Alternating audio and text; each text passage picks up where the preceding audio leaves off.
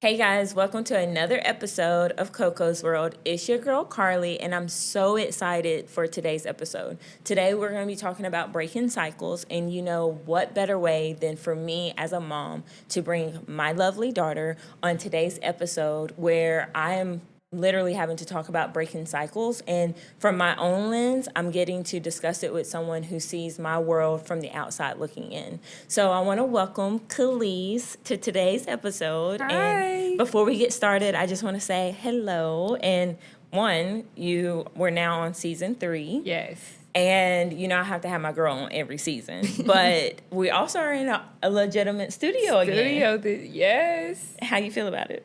Feel good. It's very nice in here. It is. I'm so grateful for our space and just the opportunity that Michael provides. So if you all have not hit him up yet, the link is in the bio and you need to reach out to him.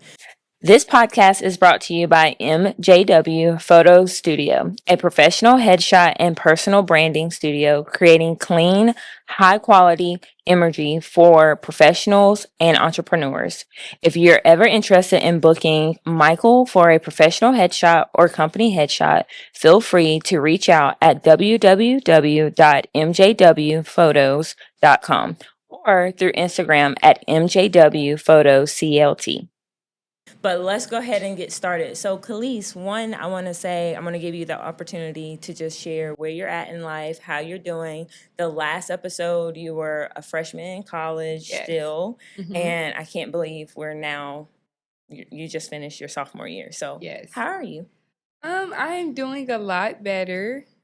Freshman year, that episode, I can't remember what that episode was about, but I know I got very emotional. Yeah, I think it was just about who you are, your first year into college, and friends, and all and of trauma that. and all of that. Yes. So, yes, I just finished sophomore year. Sophomore year was good and it was bad. Like I'm not gonna say it was. I made new friends. I made new connections. I learned new things. But I wish I would have just instead of like going back, I kind of wish I would have just took a break. Yeah. Which I think like over the summer I did everything to be prepared to go into sophomore year. So that's why like fall semester was way better for me. Like I felt prepared. And then came spring semester, it was just like, no. Do you know what it was that caused that same cycle to start back over again for spring semester? I would say probably the relationship I was in. Okay. The relationship for sure. That's really and just like the school, the environment. Yeah. What kind of school would you say you went to? You named it, and I forgot what the acronyms were. The school I went to was a PWI. PWI, what is that? Predominantly white institute. Okay. Yes. And why do you feel that like the school? We're gonna get to the relationship in a minute, but why do you feel the school played a heavy part of that? Well, so the food. It's just like the whole school, the living, the food, the people, the culture. I just didn't feel wanted there. Okay. Even just like in the town, it was nothing to do. There was like, we had Starbucks, like you could go, but it's like if we really wanted to like just leave campus and you have to drive like 45 minutes. So there was no way to like go anywhere to get your mind right. Yeah. You get what I'm saying? And PC, I don't want to knock it. It's good for... But I do believe that we all have lived experiences that can potentially save someone else. Yes. And PC, it just it didn't feel like... Inside my dorm, it felt like home because I made it my own. Right. But when I stepped outside of my dorm room, it didn't feel that way. Even when it came to the college life or like the partying, I feel like when you go to college, you're supposed to, obviously you're there to be in your books and be focused, but also have fun, Yep. live a little bit. And I feel like the college life didn't give that. You would go to the frats, it'll be the same people you see all the time, the same music. Yeah. It's like the same repetitive thing over and over and over again. There was never any change.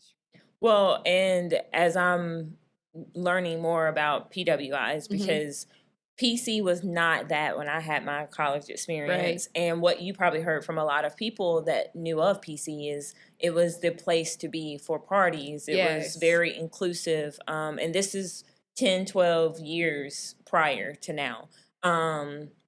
And my experience of just, when you were on the cheer team and like going to the football games that I went to, it did not seem very inclusive. Right. And so, obviously as a parent, I feel that we did not 100% set you up for success because the signs were there, but I was like just excited for, the opportunity, number one, but then number two, I felt that since you went to a high school that I would say East Side is more diverse. Yes, way diverse. But I was like, maybe from the exposure of East Side, we are not seeing the other culture that could be presented there. Because in all fairness, all of the tours, no students were on campus.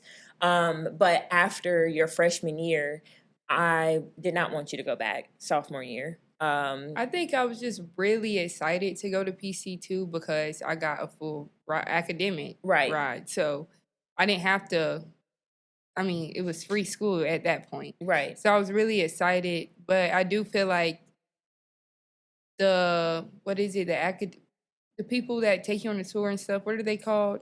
Like tour advisors. The tour advisors and everything, they're obviously going to fill your head up with the good things. Right.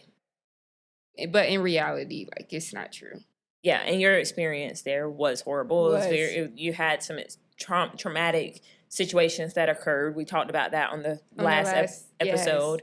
Yes. There was a lot of cop brutality and racial things that happened. And, I will say, shout out for Lawrence County. I genuinely think that you all really should evaluate the politics that go on within Clinton, South Carolina. I'm going to say it just so that it's not on her. As a parent, you all did not make me feel safe and secure that my kid was left there. But also, we all have had college experiences. I went to college. I've experienced two different types of school. I went to school in South Carolina and I went to school in D.C. And both had different shared experiences. I also was a lot older when I went to D.C. compared to South Carolina. But for Spartanburg to have a place where they know students are going to partake in partying, they're going to do certain things, and yes, you should be reprimanded for that. But just to be reprimanded because of the color of your skin and targeted, or you have homecomings, and the homecoming is very supportive of alumni who are a lot older than the college students to have a better time than the actual college students. That's where, as a parent, I personally just would not recommend that school for anyone that is not, I guess, a PWI. So, or an athlete. Or athlete. They take care of their athletes too. Yes, I feel like PC you should really only go there if you're an athlete. And when you go, play your hardest, do your hardest, and then transfer. That's what I feel like PC is for. Period. So then, off from the school, you talked about the relationship. We don't have to name names, of course, but share a little bit about that relationship. And do you believe that that's part of why you went back to the school your sophomore year? So I do think that, that is part of one of the reasons why I did go back. I met him my freshman year. So when I met him, I was like, oh my God, In high school, I never really took anyone serious. Like, I had crushes, people I had a little crush on. I would hang out, but I never really took anyone serious. So when I met him, it was like, oh, wow, So obviously in the beginning, the relationship was great, but things just got toxic. And I feel like it got it got that way because things happen, but then also I feel like trauma that I have been through, like my abandonment issues or like certain things that I went through in my life, I continued to like lean more towards him, Right. or it was harder for me to just like walk away, or it was harder for me to just be like have a conversation without being so heightened or emotional. And like my sophomore year, like summer, like we were good, but then coming in, it was just toxic. Like I don't, yeah, really toxic. Okay. And that's okay. This is your space, so you can share as much or as little as you want to. Yeah. But as today's conversation is about breaking cycles, and one thing that, like you shared just now, is, I think what you're trying to say is through your past traumas of abandonment and the things that you've experienced, you were seeking fulfillment and comfort through that relationship. Yes. Okay. And he did give me that. Right. He did. But once things started happening it's just like that went away. Right. And it's like I had my hands out wanting something that he didn't care to give anymore. Right. And that's hard. Yeah. It's really hard when you didn't get something then you get somebody that fulfills it, and then it just stops, and it's just like, what the fuck? Right. like it's just like, okay, what's going on here? What caused the change? Yeah, like what caused it? And then I'm such a fixer, so I was like trying to fix it. And it's just like I learned that if the other person can't meet you halfway, or if they don't want to fix it, nothing's gonna change, and you're not gonna get the outcome that you want to get. It's just gonna cause you to be depressed, sad, and it's not worth it. So looking back, what can you say that you learned during, that relationship and that experience? I feel like I would have just let things be a long time ago instead of like dragging it along for so long. I feel like I tried to communicate the best way I could, but maybe I could have changed something about that. And also, I feel like like at PC, everybody known like, oh, she dates him or he dates her. Like it was that, or they would be like, oh, well, she crashed out on him or something like that. And nobody wants that look. Yeah. You get what I'm saying? But it's like when it comes to your feelings, sometimes it has to get a little, Well, we all have done something we're not very proud of. Yeah. I think that that's just the beauty of evolving and growing. Yeah. But most importantly, I have to ask you: do you forgive yourself for that? Because I think from that experience, you not only grown as a person, but you also know what you want in the next person.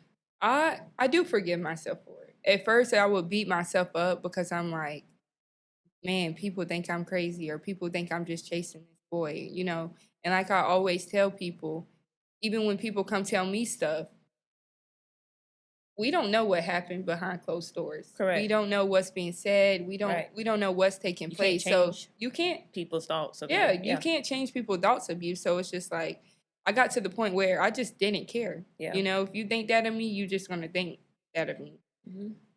And I also learned with the situation, like, to not chase.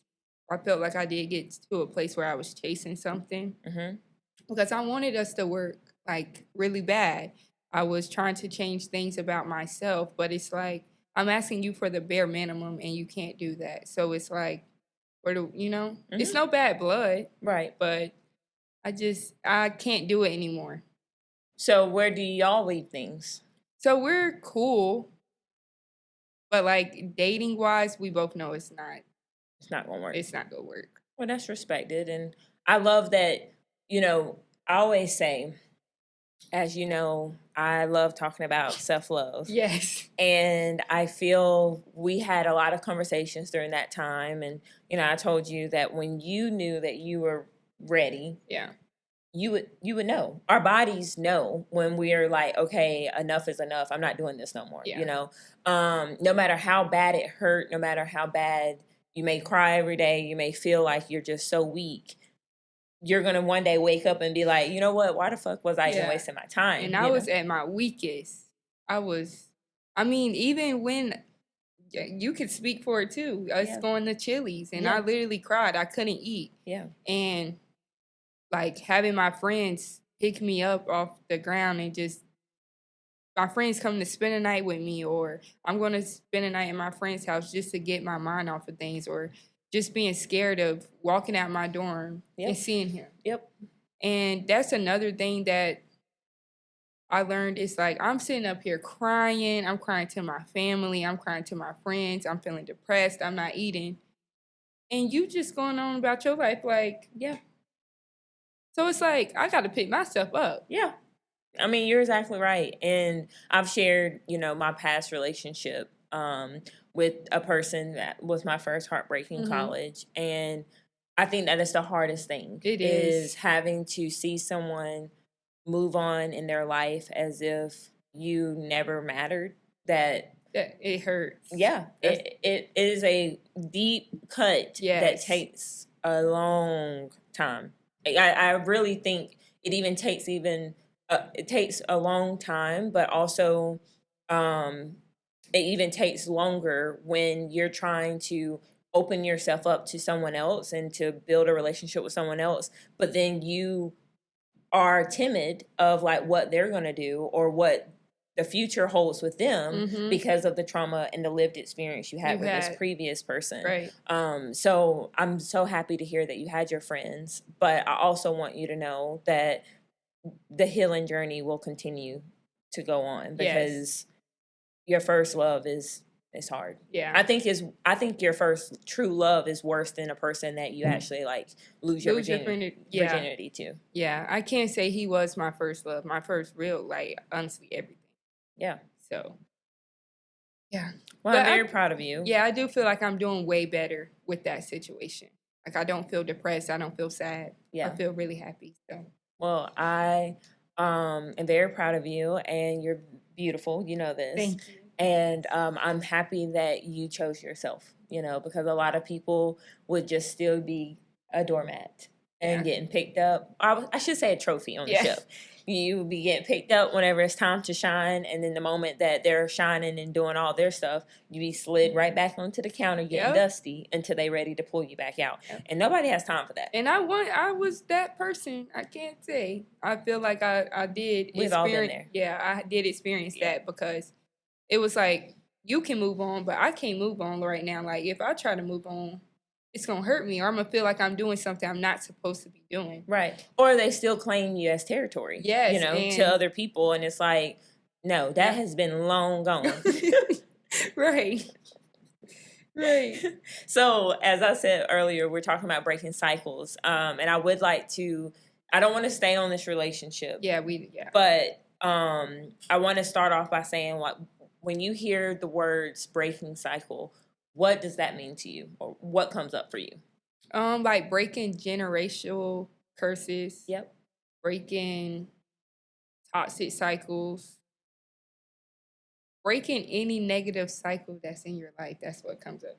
Yeah, and that's exactly what we're going to talk about today. Yes. Exactly what we're going to talk about. So I want to say for you, what are some things that you feel that you've either already broke or that you're wanting to break? So some things that I do want to break are generational curses, as far as like with my family. Okay. I feel like I'm at the age where I can start, and I feel like I've already started. Okay. Actually, yes, I have already started, and I think I'm doing really good. Yeah, I think I'm doing really good with it. But like we talked in our last episode, with my mom being like schizophrenic and stuff, I feel like a lot of people look at me. I feel like I am held at a very high standard sometimes, and sometimes it's kind of like very hard because it's like I'm not my mom, and Right. I do want to be better than my mom was, and I want better just in general. And Right. it's kind of hard because I feel like there's some people in my life who not really compare me. They'll never come out their mouth and be like, "Oh, you're like your mom." Right. But it's like, what am I trying to say? When some things that are being said, or it comes off as that, and it's like, it I'm not like her. I'm Right. doing way more than she was at my age. Yeah. I mean, she had me at 18, 19, whatever age, and I'm 20, and Right. I've never, had Mhm. even had a pregnancy scare. So Right. it's like, I feel like I'm already doing better. But one thing I think I do need to work on is not letting comments like that get to me, Right. because I do feel like I do tend to let comments like that get to me, because that's it's no I love my mom, but I don't want to be mentally unstable, Yeah. in my mind, or feel like I'm going crazy or anything. So, Any others before I? not any other general. I feel like I'm doing good with breaking toxic cycles that's in my life, which that can come from family, friendships. And I feel like I am in this place in life. I'm on a new journey. Mhm. So there's certain things that I don't want to deal with anymore. Mhm. Or it's certain things that I didn't notice when I was younger that I notice now. And I'm like, whoa. Right. Give an example. As far as like friends, it is important to have your own identity. Your own identity is important to make your own friends. It's important to have confidence. It's very important. I'm taking notes. Sorry. It's very important. So with me, I feel like I have worked on my confidence. Like I am a very confident person. I worked on my confidence, and I, I have friends. I'm a very sweet person. I'm a very friendly person. Mhm. So when someone comes into your life that does not have those certain traits that you have, and you're fulfilling a cup from them, but they're doing nothing but taking, Mhm. and leave you with nothing. Mhm. It's just like, no, we gotta stop. We can't do that, because it's like you're living a life that's not yours. Correct. You're living a life that is fake, Yeah. or you're taking away from somebody that's not yours. And Yeah. it's like, And once you have fulfilled them, who's going to be there to pick you to back pick up? exactly. Because a lot of times they move on. Yep. Yeah. And I feel like I am going through that phase a little bit with the friend. Okay. So we're gonna back up to your mom situation. Mhm. So, for any new listeners, I have a sister who is schizophrenic. And unfortunately, mental health awareness was not where it's at today. Mhm. So 20 years ago, it was a taboo thing that you didn't talk about. My mom was a single mom with me and her, and that we don't have good grammar. So if it's me or her, me, I don't know. But um, my mom was a single mom, and my sister had a lot of exposure to a lot of things at a very young age because my mom worked long hours, and really she didn't have, I would say, the proper supervision. On top of that, my mom and dad got divorced when my sister was 14, 15. So she hit a huge major life change at a very young age, but also a prominent age. I think middle school into high school, you go through so many different hormonal changes because you're entering puberty. But then on top of that, you're trying to figure out your identity of who you are. And my sister got with the wrong crowd, and she is still a very beautiful person, but unfortunately life has just lifed for Mm-hmm. her. And so between mental health and substance use, it has just been a struggle as a family. And now Khalees, we got a beautiful result out of a lot of hard years, but it has resulted to Khalees having a I mean, she doesn't know her mom as I know my sister, right? We share two different lived experiences of who she is now, and it's hard. It is something that is very very hard. But when I look out and I hear what you're saying about people holding her to a high standard, I share that same lived experience, Mm-hmm. just from a standpoint of my mom was very strict on me in high school, very strict. Like, you know, if I missed curfew, I was on punishment for a long time. And so now seeing you be at the age of when your mother got her diagnosis, um, that diagnosis came from other substance use and the Mm-hmm. things that was not properly examined, such as postpartum depression, and the things that the signs were there, but once again, mental health was not a thing we talked about. So, especially being raised in a Black home where you're meant to be strong and you're just going to persevere no Yeah. matter how bad you feel for the day. And, my mom, I didn't raise no weak individual. So, um, seeing now, aka my mother, I'll just name it, be the person that I feel is very, very hard on you, and also holds you to sometimes an impossible standard. Standard, yeah. Yeah, like I know she's speaking from a place of love and fear, Mm-hmm. because I can never speak on, nor will I try to speak on how she feels to like see where her daughter's at, because I know you being my daughter, like, I've known you since you were an infant, but like gaining the title as mom and calling you my daughter since you've been 11 years old it would hurt me to my core to see you where I see your mom, Right. the love wouldn't change, but it would hurt me because it's like, how do we get here? Right. What could I have done to provide you a better life so that you could be successful and proud of yourself and all the things. And so I want to say that as your mom now, I try to be very protective of telling my mom, like, Khalees has to live her own experience. Right. And unfortunately, none of us want a mental health diagnosis, right? But at the same time, if you have anxiety, technically Yeah. you have behavioral health. Exactly. Depression Is a is a behavioral health diagnosis. yeah. So I think we all struggle, no matter We all where we're struggle. at in life, Yeah. with a mental health concern. Mm-hmm. I've had chronic anxiety since I was 5 years old. I've been an advocate nail biter Mm-hmm. my majority of my whole entire life, and the doctors years ago wanted to medicate me. But once again, my mom was like, "Oh, she's not mentally crazy. She don't need no medicine." And it's like, that's not, Right. that doesn't identify me as As being a crazy person, even though right. you're not supposed to say that in today's world. But that's kind of the taboo, and like the stigma, that's the word I'm looking for, the stigma around it.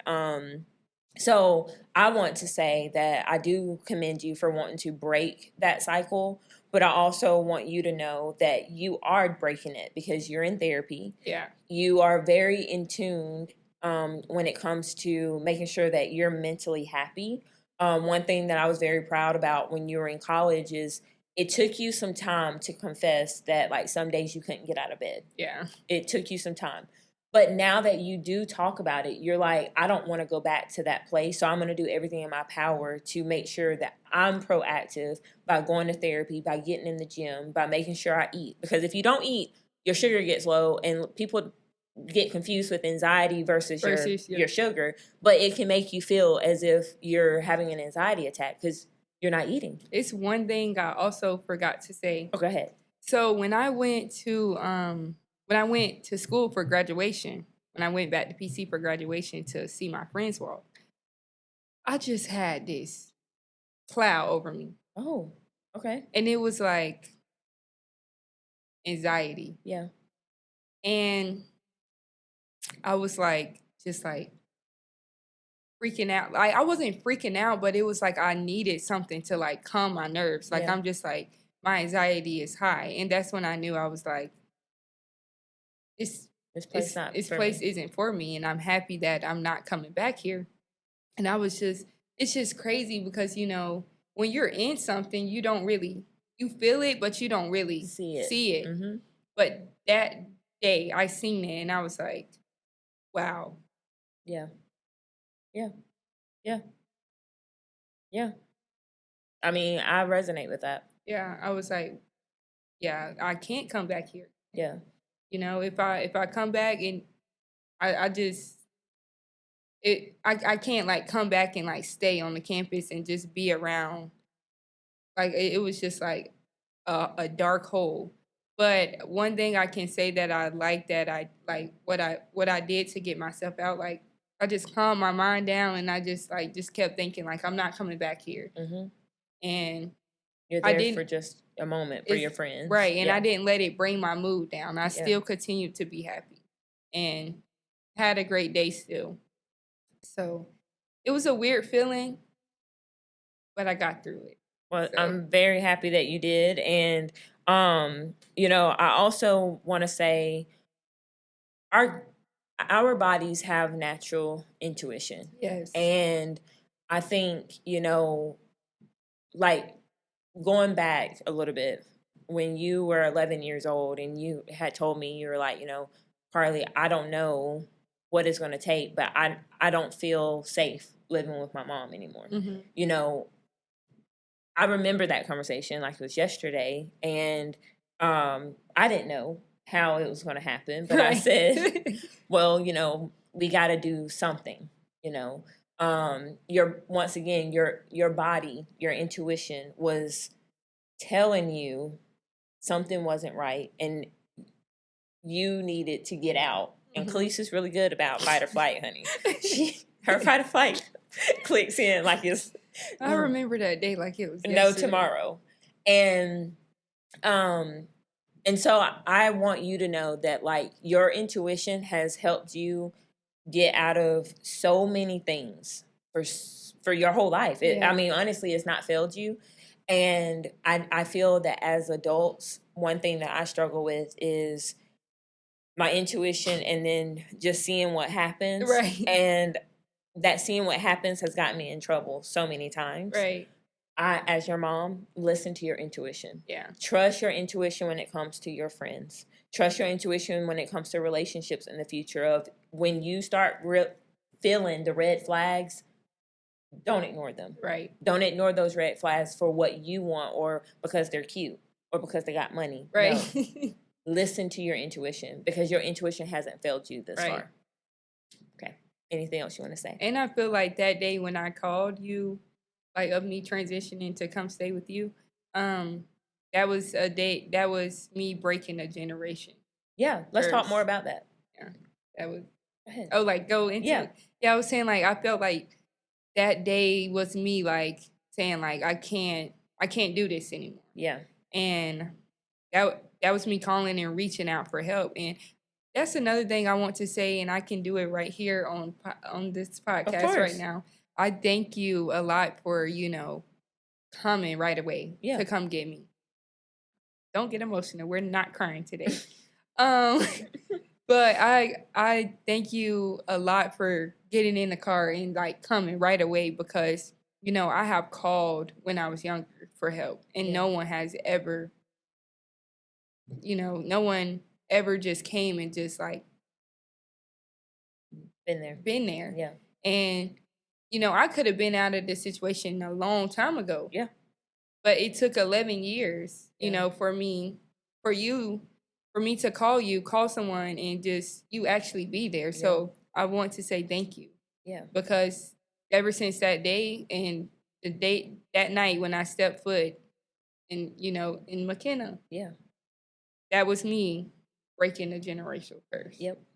And I want to say thank you for you're welcome. For being there. I mean, I was scared shitless. Yeah. I said, I don't really know what I'm going to be doing, but we're going to figure it out together. Yeah. And it's so funny because for so long, people were like, you know, she views you as like a sister. She's not going to respect you. But to be honest, my whole, like, from the time I was a kid, so we're 10 years apart. Yes. And as a child, I mean, I potty trained Khalees and like all these things. But then, I mean, at 9 years old, I remember whatever age you were whenever I made you do the community service. I think I was like 9 or 8 maybe. Yes, because Khalees was a fighter. And Yeah. she still will throw them hands, but she is now a little bit more emotionally intelligent, Yes. and we've provided the resources for her to anger management and to get things under control.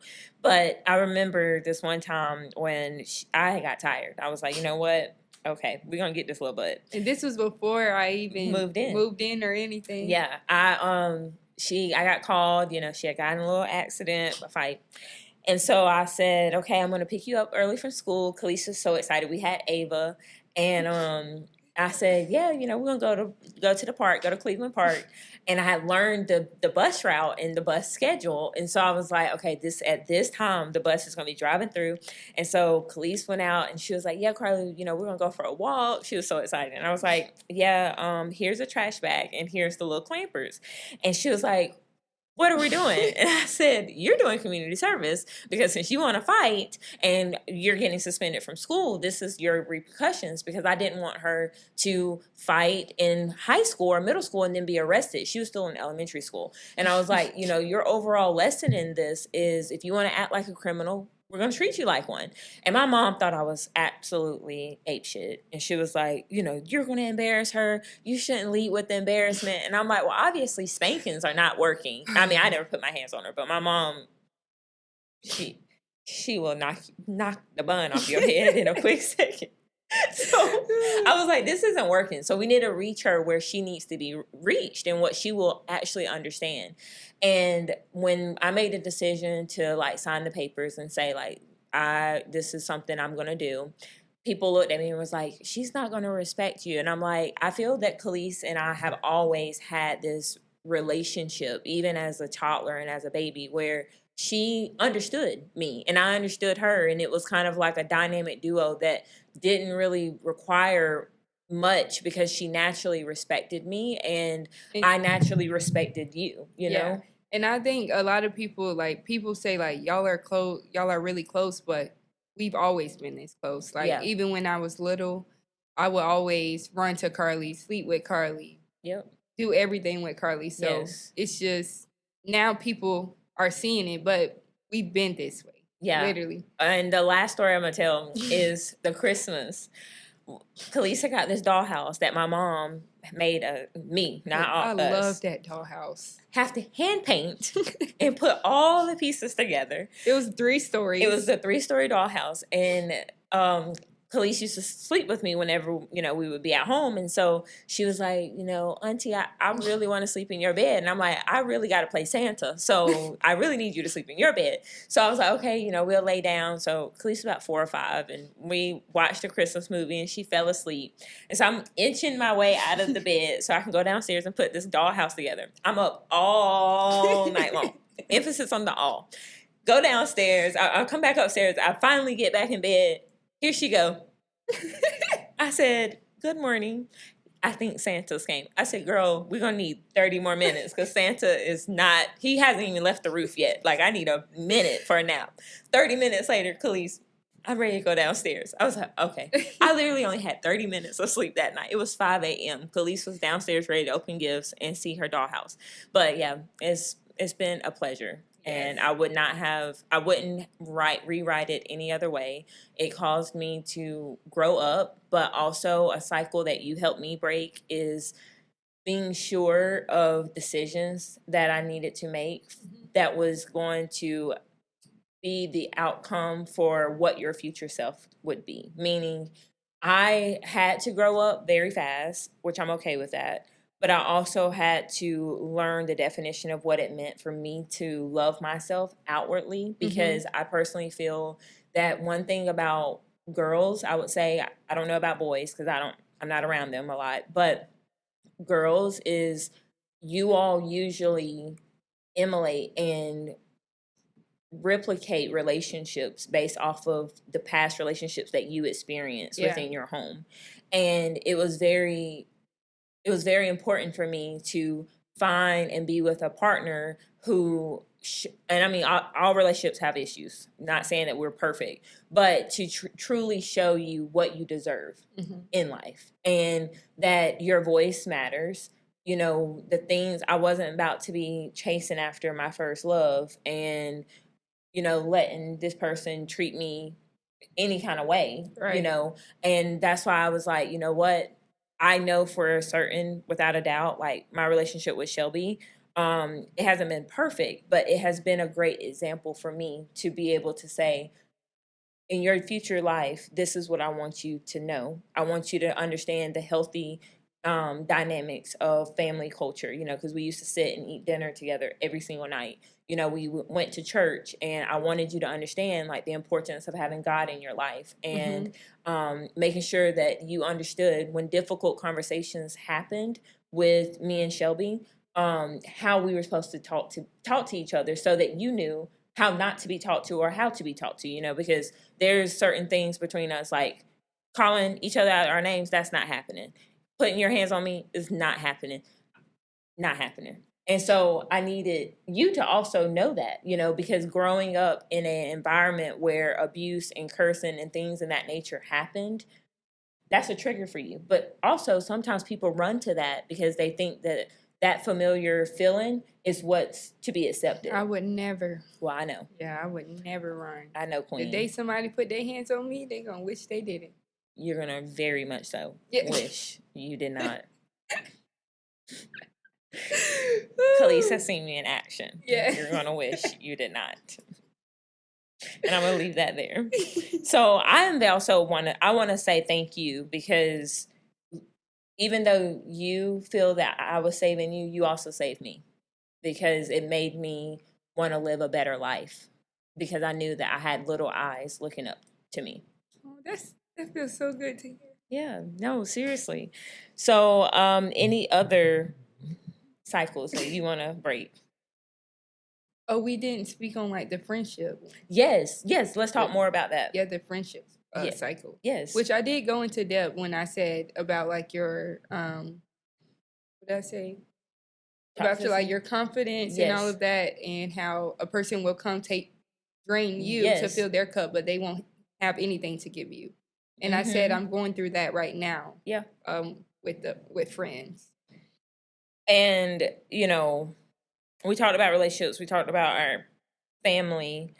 I think friends is the hardest part. Friendships. I take friendships so seriously. Like I'm saying, I would do anything for a friend. And loyalty means everything to me. Yeah. If I feel like it's not there, yep. That's hurtful though. Like feeling like it's not there with a friend, that's like, what are we doing? Yeah. What are we even friends for? Yeah. And yeah, friendships are. Friendship is hard. Yeah, it is. Yeah, friendship is hard. Yeah. I feel that friends are the people that you don't get to. Family, we have no other choice but to be family, right?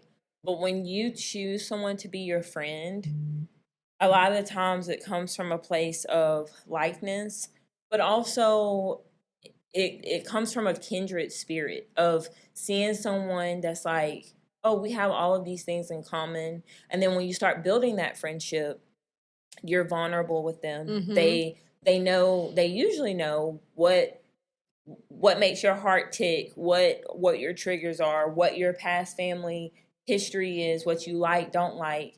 And breaking that is hard. I would say breaking up with friends, especially close friends, is harder than breaking up with a significant other. Yeah. You know? Especially because friends, like you said, they go through everything with you. You tell them literally everything. You do a lot with them. People don't really realize, like, yeah, you're vulnerable with your partner, and obviously you're going to do things with your partner you wouldn't do with your friends.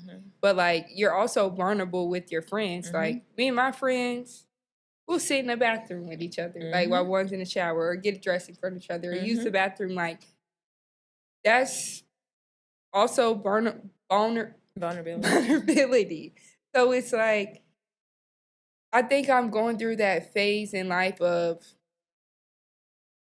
some people aren't meant for certain phases in your life. Yeah. And it was crazy because I went to church with my Aunt Mika, and the preacher, he was saying that, you know, you could be in this pot of soil, and your plant could grow perfectly, but you're eventually going to have to replant that plant. So when you replant that plant, certain people, or that soil or whatever can't come with that. Yeah. Can't come with that plant. So when he said that, I'm like, He hit deep.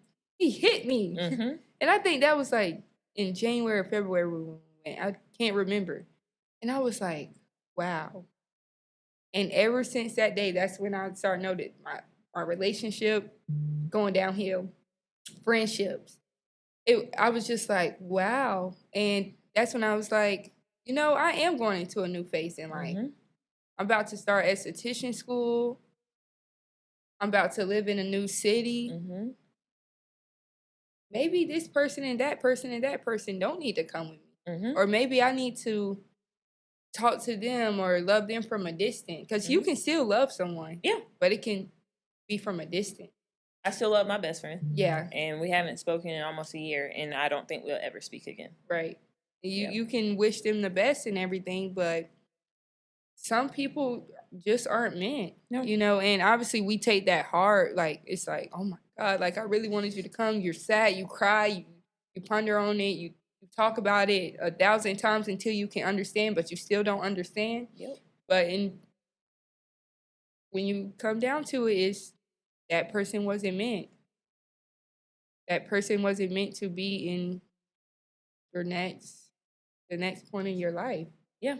And I think also you have to just be careful with, you can be friends and understanding your friend's placement in your life. Yes. Some friends are only supposed to be in your life for a season, which is kind of like what the preacher was explaining. Some friends are only supposed to be in your life to go party and have a good time.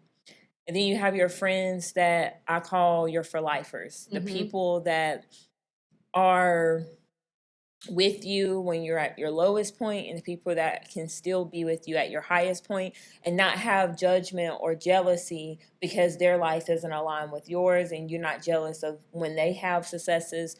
And, you know, I read this book and it talked about, you know, by the age of 50 years old, you shouldn't have more friends than the people that you can count on your hand, because you should look at quality over the quantity of people. And I think, you know, for so long I looked at, well, I want my friend group to all be baddies. Okay. I want them to all be in the same tax bracket as me because I don't want to be the smartest person in my friend group. But then I realized that, you know, my colleagues, they were my colleagues, but reality is they really didn't know me outside of work. And I didn't want them to know me outside of work because my life may not be in alignment with their life, and that's okay, you know. And then I was scrambling all the time because I felt like I needed friends for this and this and this because my friends were so culturally different. And now moving to a new city, I've realized that I want one solid friend, a friend that sometimes I can go and have a drink with and we can let our hair down, but also I can call and cry to and be vulnerable with and let them know, like, hey, like, this is where I'm at right now. And you want that one friend that you can go through every phase of life with. Yes. Yes. And I don't know if I have found that friend yet. Right. But I definitely hear you when you say, you know, friendships it's a tough arena. Yeah, and I think I went through that in high school too. I wasn't categorizing my friends. They all were just your They friends. was all just my friends. And now that I look at it, no, I have my friends that I can call and be like, hey, you want to go to this party? You want to do this? Then I have my friends where I can call and I know they'll be here, like quick, fast, in a hurry.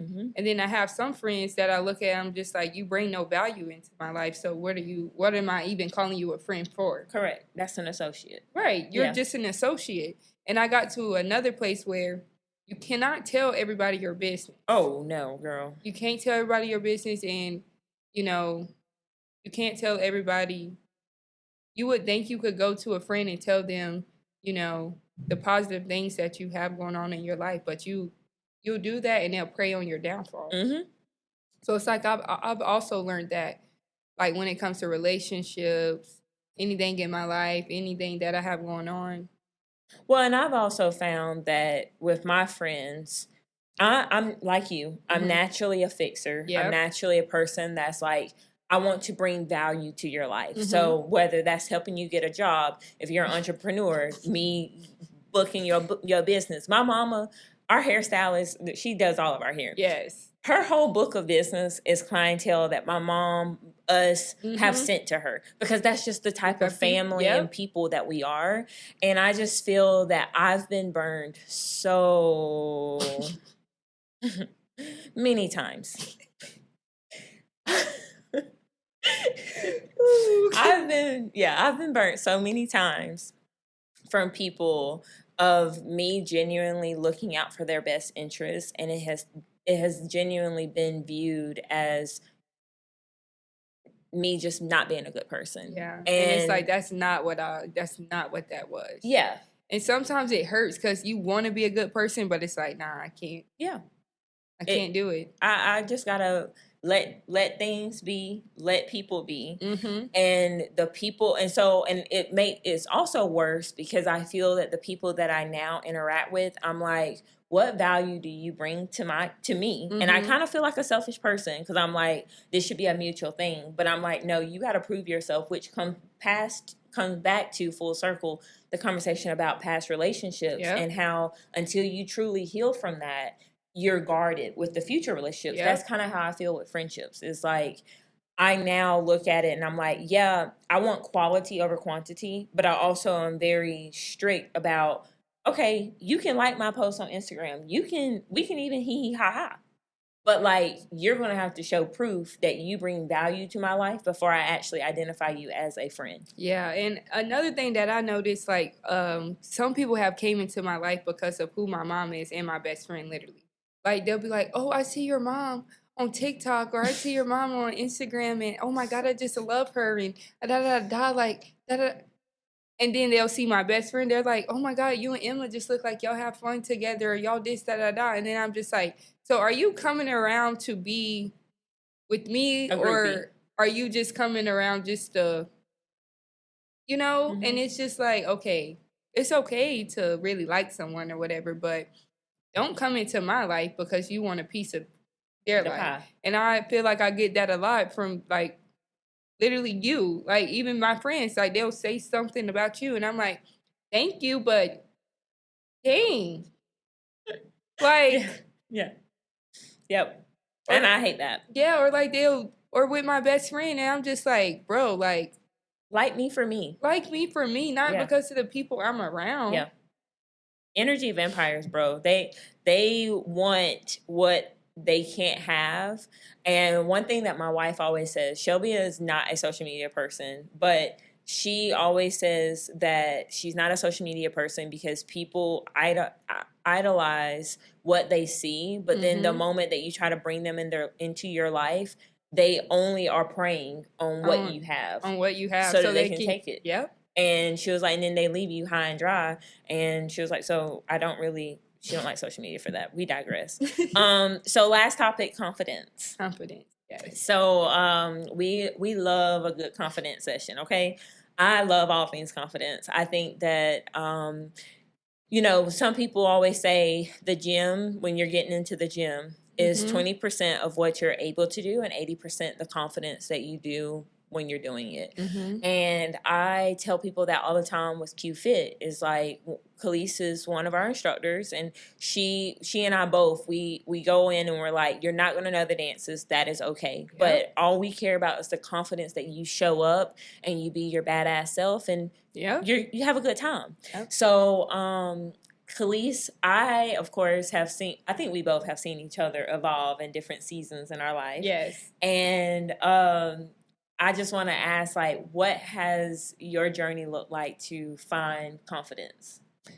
So I think we talked about this too on the last podcast. My confidence used to be low. It used to be real low. I think the first thing that helped me with my confidence were my teeth. Like once you got me braces and all of that, then I'm like, oh yes, I'm going up from here. So when I got my braces, that helped. And then going to the gym, and I can say high school, when I was in high school, going to the gym, I never realized how much confidence that brings a person. Mm-hmm. So when I was working out all the time and going to the gym, it made me feel good inside, made me feel like I look good, made me feel good, made me in a good mood, made me feel clean, everything. And then what else could I say help me with my confidence? Oh, my skin. I used to be like, oh my God, I'm so dark. Or oh my so God. Beautiful. Oh my God, when it's hot outside, I'll be in the shade. Now I lay out in that chair and get darker. Because I have to just tell, I am beautiful. This is me. I am beautiful. Some days I may wake up and I feel like every girl goes through this though. You just like, dang, I just need a maintenance weekend or maintenance day.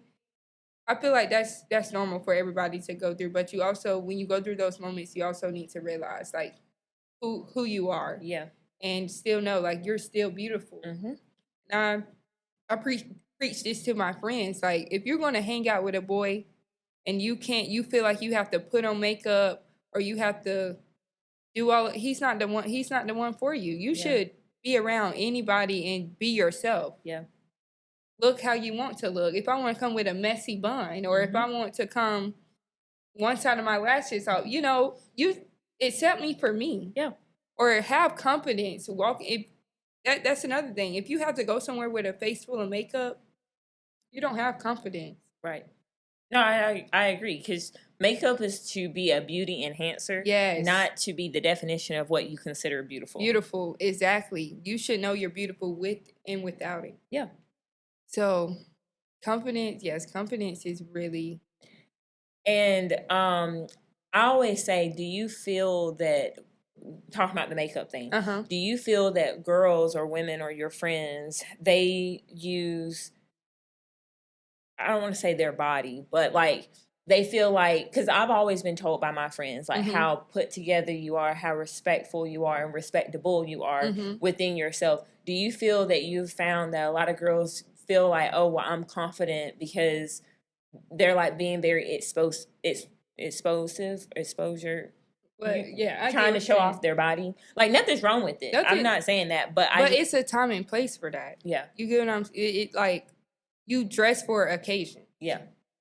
If we going to eat or a basketball game, why are your butt cheeks out? Yeah. Or and I feel like some people do dress like that because they feel like they're going to get attention or it makes them feel good. Because trust me, they get attention, but it's not good attention. Right. Yes. It's bad attention. Bad attention. Yeah. So it's the way they go about it is you shouldn't go about it that way. Right. Because the outcome of that is just going to leave you sad or feeling like you're worthless. Right.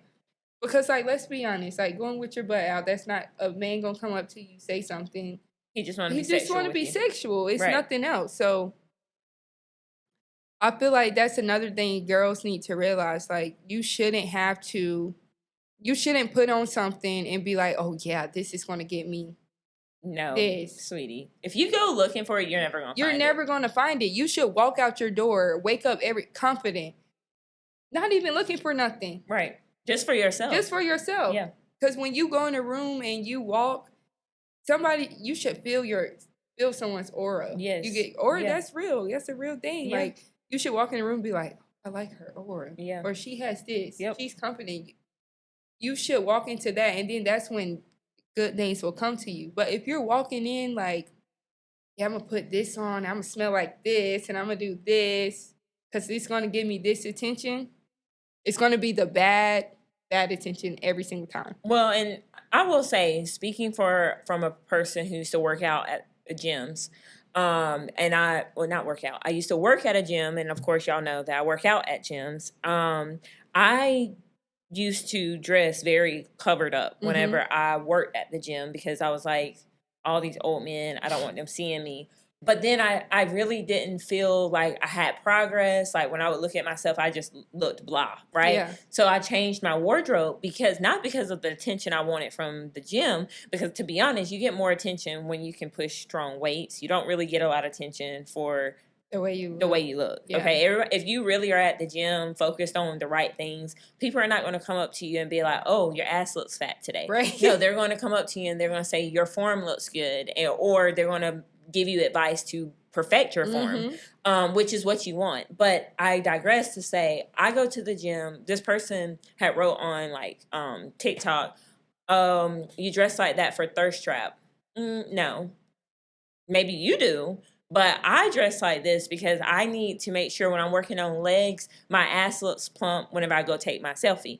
I need to make sure whenever I'm working on arms, I'm wearing a sports bra so I can see the cut whenever I'm pushing down on the weight. That's why I dress the way I do. But whenever I'm going to a basketball game or if I'm going to have dinner with friends, I may dress cute, but I'm not going to dress provocative. Yeah. If I'm going to the club and I know that I just want to have a night where I'm shaking ass and I feel proud, I may dress a little provocative, but that's the tone of the night, right? So I genuinely think that you're exactly right. Like, I don't put on clothes. One more thing. You knew I grew up doing pageants, and my pageant coach always said, Carly, you don't choose the dress that make you look good, or you don't have the dress make you look good. You look good because you make the dress. Yep. And so in life, I've always put on things and I look at myself in the mirror and I'm like, am I wearing this because the dress looks good, or am I wearing this because I make the dress look good? Yep. And I think young girls should realize that your beauty and your aura, like you said, is going to sell you every single day. When you go in a room and a guy sees you or a girl, they're going to nicely say, oh, like, I love your energy. I love what you're putting off. But the first moment that you go in half dressed, they're not going to talk about your energy. They're going to talk about how you can service them. And then y'all may get to the energy if they give you a second day. Right. So pick and choose what level you want to be on. And that's one thing I love. Well, girls would tell me at PC, like I would go to the frat, so they'll be like, every time you walk in, like all eyes on you, like you just walk in. You're beautiful, but also your aura is so peaceful. I love it. And they're like, I need to hang around people like you. Or I'm like, and that's like a very good compliment, because I'm like, I don't see that. I'm just walking in, you know, like I'm just being me. So it was like when she told me that, I was like, thank you. Like that's really sweet. Like, and that's cool that you noticed that. So yeah. Well, one thing I noticed, and it has been true since you've been a little girl, Khalees, is your authenticity, and you are unapologetically yourself. Like, you're very honest. You're very, well, she's honest until she thinks she's going to get in trouble. But she's gotten better. Hey, I've been doing good. Yeah, you have. You have. But your honesty and just how authentically yourself you are, that's one thing I've always been very proud of. And I also want to say that I'm very proud of where you are right now in your journey of breaking cycles, because in life, I think that there's going to be ups and downs, right? Yeah. Adulting has no manual. You can just learn by the people that do life a little bit above you, and you have it first 4K lens with my life. But you're doing a great job. And I think that as long as you always be true to yourself, you're always going to have peace and happiness, because that's just who you are as a person. When you were a little girl, you know, you would tell mama how you felt, very unauthentic. And I think you knew, like, or very authentically. And I think you knew, like, I know I'm probably going to have repercussions after this, Right. but I don't care. I got to let you know how I feel. Right. And I just love that about you. Yeah, I love that trait too, but I think that's what got me in trouble in school. Because I was too honest. Like, I got in trouble for telling the teacher she had a booger in her nose. Like, she did. Literally, they moved me to a whole nother classroom. And I was like, what? I was just trying to help her. I wasn't. But I think what happened was because the class started laughing. So it got considered as I was being the class clown.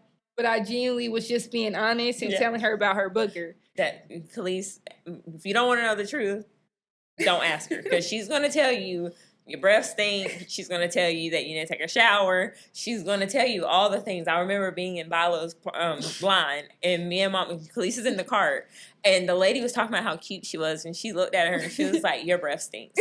And Mama was like, I could knock you out right now. So, like, she is 100% very honest and very upfront. And I just have really enjoyed this episode. Is there anything else you would like to say before we close it out? Ladies, confidence. What we just talked about, hopefully you can take something from that, because it's my generation is kind of sad, you know. If they don't have role models or anybody to help them. So yeah, confidence, and just know that you can do anything. You can break any cycle that you probably think you can't break right now. You can do it. It's possible, and the storm will get better and it'll get brighter. Yes, it will. And I just want to say everything that I am doing is so that you don't have to heal from the same traumas and things that I had to experience. Right. And so when I see you and I give you advice and I see that you listen to it and adhere to it based off of your own experience in life, it just makes me very proud. And I am just so grateful that you have confidence and that you continue to work on loving yourself and being true to yourself. And I love taking Carly's advice. I will say that. I'm always coming to her, Carly, this, da-da-da-da, she did, da-da-da-da-da. I'll just be filling her ear up. And sometimes I'll be like, I don't know if this is good advice, but girl, this is what I would do. Yes. But I don't even be taking my own advice. So that also is a little... It's okay. Yeah, we working on it. We are. But I love your heart. I love you. I want you to always know that you have me like a little backpack. Yes. And I'm always here. And so, as always, I just want to let you all know to remember to love yourself and give yourself a little bit of TLC if you haven't. Mm-hmm. And we will see you guys soon. Bye. Bye.